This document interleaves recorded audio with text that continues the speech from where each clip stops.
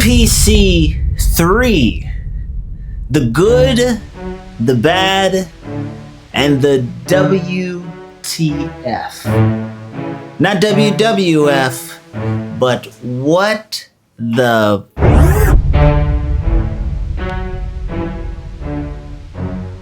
Yo, you're back here with me, and you were probably wondering about the MPC 3.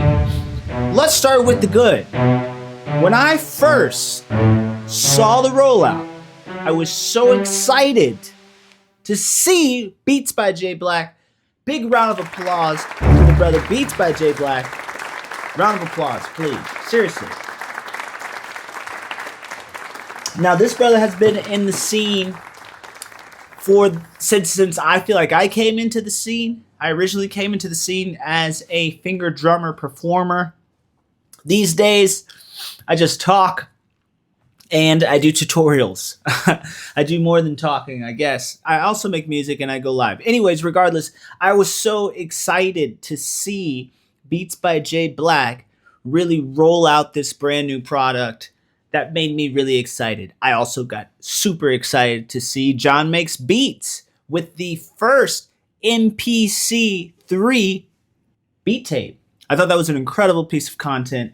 And I was so excited more about the music producers and the artists, the recording artists that are using this hardware more so than the hardware itself. Of course, the leak came out and we all saw the images of the leak and we all went over the features of the leak, and it pretty much lined up with exactly what they said. Now, kudos to these ladies and gentlemen, whoever had this hardware device holding on to it for some time, for a whole month straight. That's amazing. Clearly, I didn't get one. I wouldn't have leaked it if I did get one, but I didn't get one, so I had some content and some things to say about it. Well, now we're here again, and we spoke about the good of the MPC Live 3. Of course, to mention, I think my favorite feature added to the MPC Live 3 is the addition of more audio tracks for your projects. I believe you can now do up to 16 audio tracks. As a singer-songwriter, that's incredible. Truly. Like, I can't tell you how many times I've been in scenarios or situations in which I want to do more vocals or add another guitar part. So that's incredible. Kudos to the team to make that happen. The power strip is there, as I even suspected months before. Now, if you rewind to April or maybe March, I created a video which was basically the top 5 things we would love to see on the new MPC Live 3, because this device has been rumored for some time now, and now it's finally here, and I was right about the touch strip. I did not anticipate the step sequencer on top, which some people are saying negative things about. However, I haven't had my hands on the device yet. Nevertheless, I do think it is a great addition, because when I'm using the Force, a lot of people are like, oh, they should have put the step sequencer on the bottom. So many times on the Force, I will hit these bottom functions here. So for them to put it on the top, I think was a really smart move in terms of the hardware design, and I think it's really going to help. I've already seen so many incredible videos.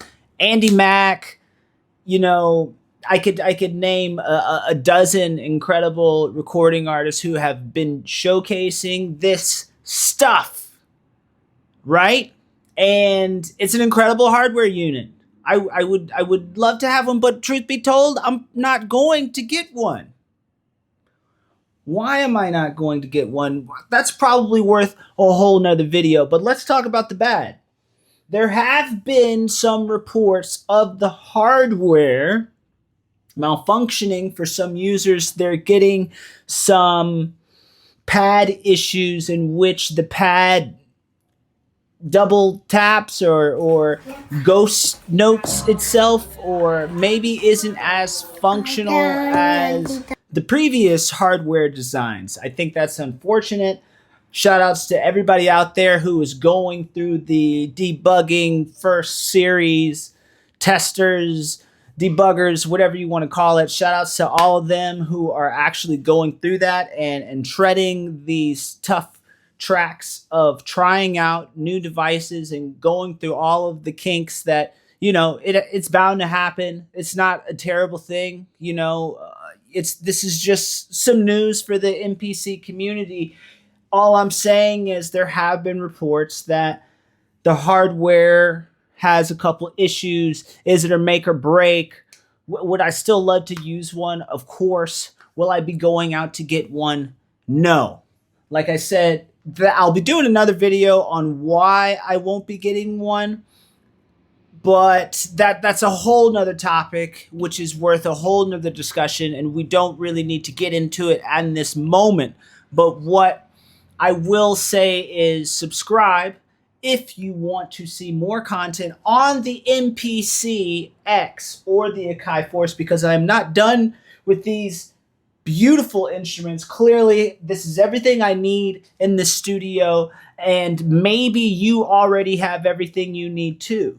Don't get caught up because there's some amazing new hardware out there, and I'm sure it is the strongest MPC ever. There's a lot of functionality. I would love to get my hands on, but like I said, that's a whole nother video entirely. What is the WTF connected to this? Well, I didn't want to make a video like this, but I guess I have to, because first and foremost, they didn't send me an MPC.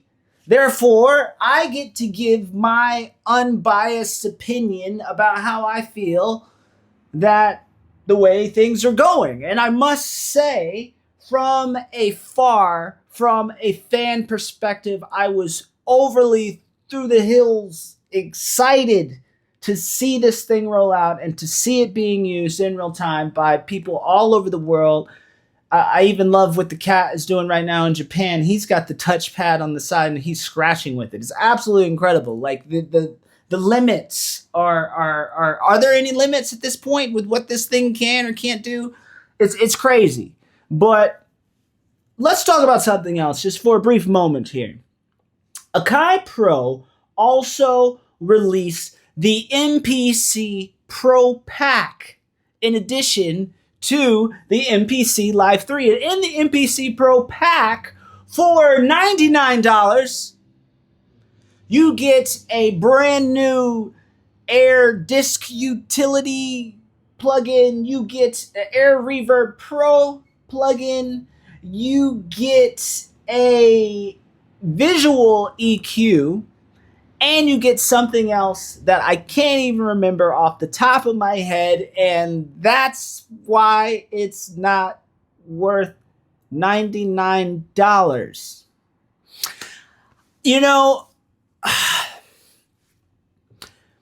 Why are you doing this to us? Now, I know I've made videos in the past, and some of you may seem to think that I'm on a negative rant. But all I'm saying is, if you're going to release some new hardware, that's amazing. And you should charge the price that you think it is worth. And we will pay it if we need it. But if you are going to attach a couple functions or a couple plugins to the hardware that maybe we have been asking for a long time to accompany the new firmware OS MPC 3.6, which is also available on the Akai Force, which I have updated on the Akai Force, but we're missing the visual EQ. We're missing the Air Reverb Pro. We don't even need an Air Reverb Pro. We don't need that. This dish utility functionality, I've seen it being used, and the visual EQ, I must say, I saw a demo on it from a fellow YouTube creator. I will link that video, and you watch that video. You tell me. Here you have another cat who is giving you the true feedback that we all deserve to have a conversation about. Yes, I know some of you get free things. I've gotten free things through Air Music and MX, Akai Pro. I'm so grateful for everything that you have given me. Truly, don't get this twisted. I'm not breaking up with you. I still love you. All I'm saying is some of these functions, which by the way are allegedly MRSB marketed at $200. This is just a $99 moment right now. If we don't get it now, it's $200. I probably won't get it. I'm not going to lie. Why won't I get it? Because it's $99. And I don't feel like I necessarily need it. It would be amazing to just have it with the updates. It would be amazing to get new plugins along the way with the updates. But for some reason, we don't get that sometimes. And I'm not mad, but what the